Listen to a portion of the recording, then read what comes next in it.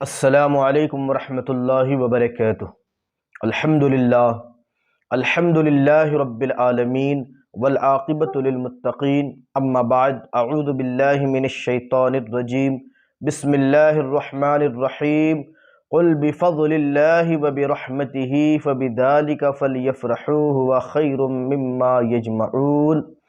آمنت باللہ، صدق اللہ العظیم۔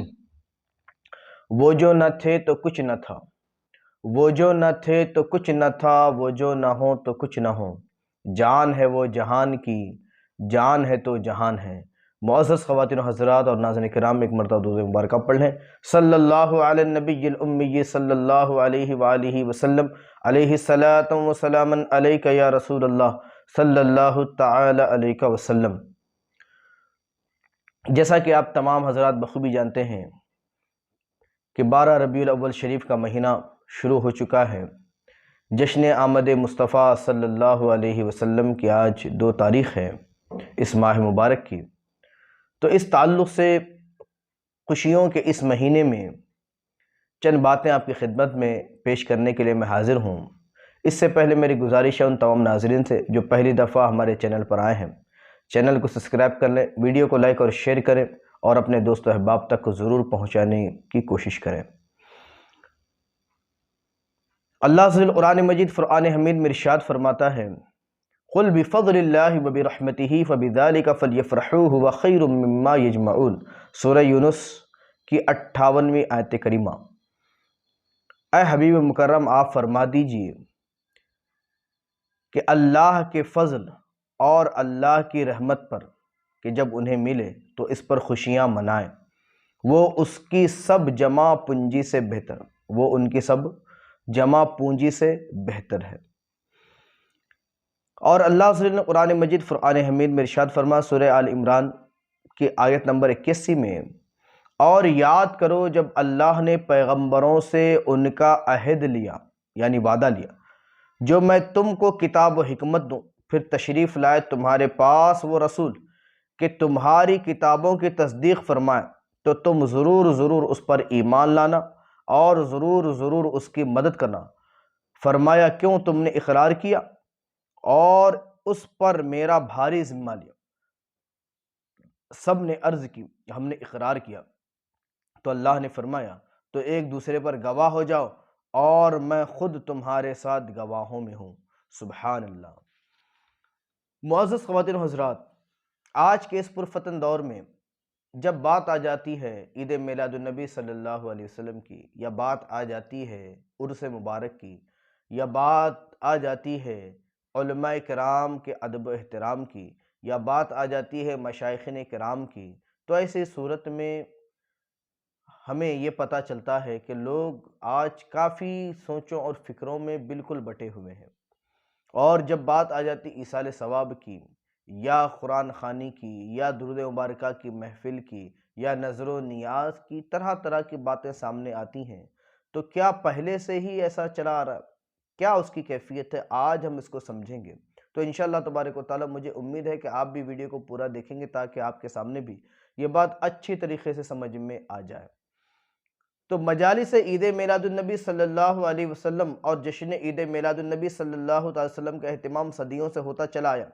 آپ ماضی کی طرف پیچھے چلیں اور پیچھے چلیں، 1 صدی پیچھے چلیں، 2 صدی پیچھے چلیں، اور تمام نوپید فرقوں اور جماعتوں کو پیچھے چھوڑتے جائیں، تو آپ یہ دیکھ کر سخت حیران ہوں گے کہ دور جدید کے ہر نوپید فرقے اور جماعت کے اجداد کا، یعنی ان کے باپ داداؤں کا تعلق ایک ایسی جماعت سے تھا جس کو اصلاح شریعت اور اصلاح عوام میں اصطلاح شریعت اور اصطلاح عوام میں سواد اہل سنت و جماعت کہا جاتا۔ کیا کہا جاتا؟ سواد اہل سنت و جماعت کہا جاتا، اور جس کا نشان امتیاز، یعنی جن کو پہچانا ہی اس لیے جاتا تھا کہ محفل میلاد کرتے رہے ہیں۔ لیکن عقل یہ سوال کرتی ہے کہ قرآن و حدیث کی واضح ہدایت اور تسلسل و تواتر کے باوجود، یعنی مسلسل اس پر عمل ہوتے رہنے کا علم ہونے کے باوجود، پھر اختلافات نے شدت کیوں اختیار کی اور مسلمان فرقوں اور جماعتوں میں کیوں بٹ گئے؟ ایک بہت اہم سوال۔ تو ان اختلافات کے جہاں اور اسباب ہیں وہاں ایک اہم سبب سیاسی بھی ہے جو قابل توجہ، سیاسی سب سے اہم وجہ۔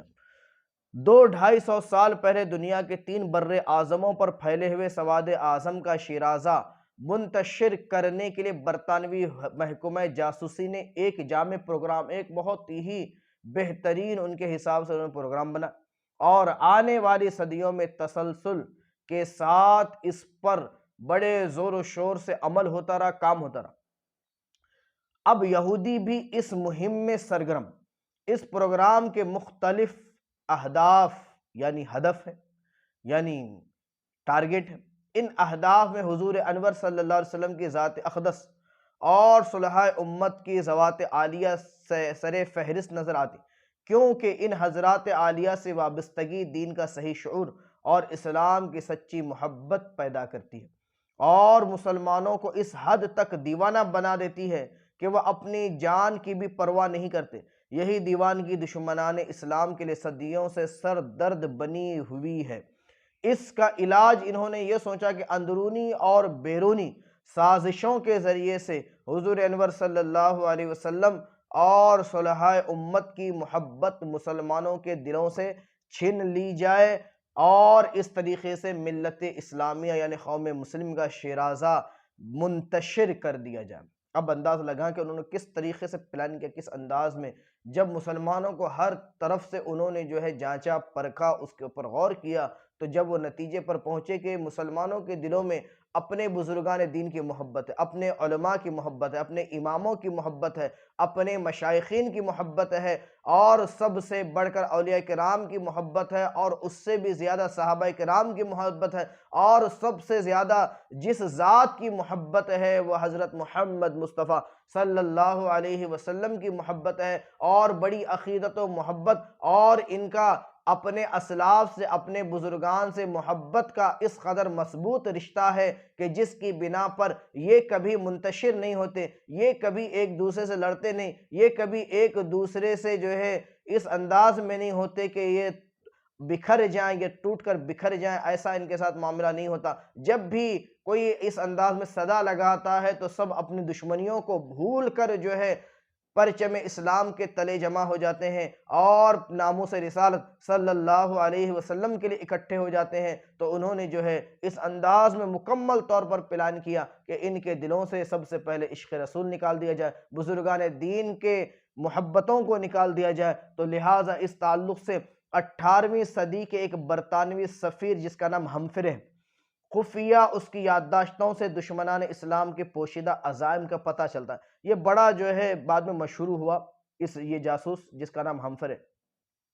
ان یادداشتوں میں پہلے قوت کی ان سرچشموں کی نشاندہی کی گئی جہاں سے مسلمان قوت حاصل کر دیں۔ قوت کے ان سرچشموں اور مندرجہ ذیل کو بطور خاص انہوں نے ذکر کیا۔ تو سب سے پہلے جس ذات کا نام انہوں نے اپنی فہرست میں شامل کیا وہ پیغمبر اسلام صلی اللہ علیہ وسلم ہے۔ پھر اس کے بعد اہل بیت ہیں، علماء ہیں، اور صالحین ہیں، اور ان کی زیارت گاہوں کی تعظیم اور ان کے مقامات کو ملاقات اور اجتماع کے مراکز مسلمان قرار دیا کرتے تھے، تو انہوں نے سب سے پہلے اس چیز کو شامل کیا۔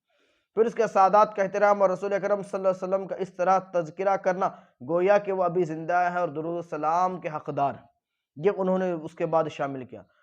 قوت کے مختلف سرچشموں کی نشاندہی کے بعد ان یادداشتوں میں برطانوی محکمہ جاسوسی کی طرف سے مسلمانوں میں انتشار و افتراق پیدا کرنے، ان کی قوت کو پارا پارا کرنے کے لیے بہت سی ہدایات دی ہیں، جن کی ایک طویل فہرست ہے۔ ان ہدایات میں مندرجہ ذیل قابل توجہ۔ نمبر 1، ضروری ہے کہ دلائل سے یہ ثابت کیا جائے قبروں کو اہمیت دینا اور ان کی آرائش پر توجہ دینا بدعت اور خلاف شرع، اس پر انہوں نے خاص توجہ دی۔ آہستہ آہستہ ان خبروں کو مسمار کر کے لوگوں کو زیارت سے روکا جائے، اس کی طرف انہوں نے کام کیا، اس کی طرف توجہ دی۔ تو اس کے لیے کیا کیا، یہ آپ سن کر بہت زیادہ حیرت زدہ ہوں گے۔ تو اس کے لیے انہوں نے جو ہے کچھ علماء کو، 18ویں صدی کے کچھ علماء کو دولت کی بنا پر انہوں نے خریدا، اور انہیں جو ہے دنیا کی آرائش اور دنیا کی زینت کے چرچے ان کے سامنے کر کر، دنیا داری کی طرف انہیں بلا کر، عیش و عشرت کی محفلیں انہیں دکھا کر ان کے ایمان کو خریدا گیا، اور انہیں خاص اسی کام پر لگایا کہ وہ جو ہے اس پر کام کریں۔ دوسرا اہم کام ہمیں یہ کرنا ہوگا، انہوں نے جس کے تعلق سے کہا، وہ یہ ہے کہ ہم حقیقی سادات اور علماء دین کے سروں سے ان کے امامے اتار دیں تاکہ پیغمبر اسلام سے وابستگی کا سلسلہ ختم ہو اور علماء کا احترام لوگ چھوڑ دیں، جس میں وہ آج کامیاب ہیں۔ آج ہم غور کریں کہ علماء کا کون ادب و احترام کر رہا ہے، کہ اور کس کے پاس یہ وقت ہے کہ وہ علماء کی مجلس میں بیٹھے، ان سے علم سیکھے، ان سے دین سیکھیں، ان سے جو ہے کہ بیانات میں وہ شرکت کرے۔ آج ہم غور کریں تو پتہ چلتا ہے کہ وہ اس کوشش میں بہت زیادہ حد تک کامیاب۔ آج ہماری کیفیت یہ ہے، بڑے درد کے ساتھ میں یہ بات آپ کے سامنے پیش کر رہا ہوں، کہ لوگوں کے پاس اٹھ پٹانگ چیزیں دیکھنے کا تو وقت ہے، لیکن بیان دیکھنے کا وقت نہیں، نصیحت دیکھنے کا ان کے پاس وقت نہیں ہے، ان کے پاس علماء کی مجلس میں حاضری دینے کا وقت نہیں، یہاں تک کہ ان کے پاس یہ بھی وقت نہیں ہے کہ پورے ہفتے میں کم از کم ایک دن جمعہ کے دن، جمعہ سے پہلے مسجد میں جو بیان ہوتا ہے کم از کم وہ بیان ہی سن لیتے، لیکن وہ اس سے بھی دور ہے۔ اللہ اکبر۔ تو یہ کئی ساری چیزوں کے ذریعے سے دشمنان اسلام نے مسلمانوں پر حملہ کیا، مسلمانوں کی وضع خطہ بدل دیے، ان کی سوچیں اور فکریں بدل دیے، ان کے نظریات بدل دیے۔ کیوں؟ اس لیے کہ ان کا پلان ہی یہ ہے کہ مسلمانوں کو صفحہ ہستی سے ہی مٹا دے، دنیا سے مسلمانوں کا نام و نشان مٹا دیا جائے۔ اس کے لیے وہ جو ہے عمل پیرا ہے، لیکن افسوس ہے غفلت پر مسلمانوں کی کہ وہ ابھی تک غفلت میں ہے، وہ سمجھ ہی نہیں رہے کہ ہمیں کس انداز میں، کس سازش کا ہمیں حصہ بنایا جا رہا ہے۔ تو معزز خواتین و حضرات، بیان کو ختم کرنے سے پہلے آخری دو چار باتیں میں آپ کے سامنے پیش کرتا چلوں۔ تو آج کے لیے ہماری کیا ضرورت ہے، ہم کیا کریں؟ تو معزز خواتین و حضرات، تو ضرورت اس بات کی ہے کہ ہمیں اس تعلق سے غور و فکر کرنا ہے کہ نبی مکرم صلی اللہ علیہ وسلم کا بڑے زور و شور کے ساتھ بہت اجتماعات کے تعلق سے ہم غور و فکر کریں، اجتماعات میلاد میں شرکت کیا کریں، جشن میلاد منائیں، اپنے گھروں کو بھی جو ہے اپنی حیثیت کے مطابق سجائیں، اور جو ہے نبی کریم صلی اللہ علیہ وسلم کا چرچا کریں۔ ہاں، محمد مصطفیٰ صلی اللہ علیہ وسلم کا چرچا کیجئے، محفل میلاد سجائیے، جشن میلاد منائیے کہ آسمان سے زمین تک ان کا چرچا ہے، درود و سلام کے گجرے آ رہے ہیں، جا رہے ہیں، ذکر بلند ہو رہا ہے۔ ہاں، ان کی زندگی کا ایک ایک لمحہ بلندیوں کا امین ہے، ان کی حیات مبارکہ کی ایک ایک آن رفعتوں کی پاسدار ہے۔ وہ اس مقام محمود پر فائز ہوئے جہاں حمد کی بوچھاڑ پڑ رہی ہے، جہاں نعمتوں کی بارش ہو رہی ہے۔ اور اگر ہم بھی یہ چاہتے ہیں کہ ہم بھی غلام مصطفیٰ صلی اللہ علیہ وسلم بن کر دنیا میں بھی کامیابی حاصل کریں اور آخرت میں بھی ہمیں کامیابی ملے اور نبی کریم صلی اللہ علیہ وسلم کی شفاعت ہمیں نصیب ہو اور ہم جنتی بن جائیں، تو اس کے لیے ضرورت اس بات کی ہے کہ ہم اپنے اسلاف سے، اپنے بزرگان دین سے اور نبی مکرم صلی اللہ علیہ وسلم سے محبت کے رشتے کو مضبوط بنائیں اور مضبوطی پر اس پر قائم رہیں اور اپنی وضع خطا کو درست کریں اور ایسی وضع خطا بنائیں کہ جس کے تعلق سے ہمیں دین نے، ہمارے اسلام نے تعلیمات دی ہیں۔ السلام علیکم ورحمۃ اللہ وبرکاتہ۔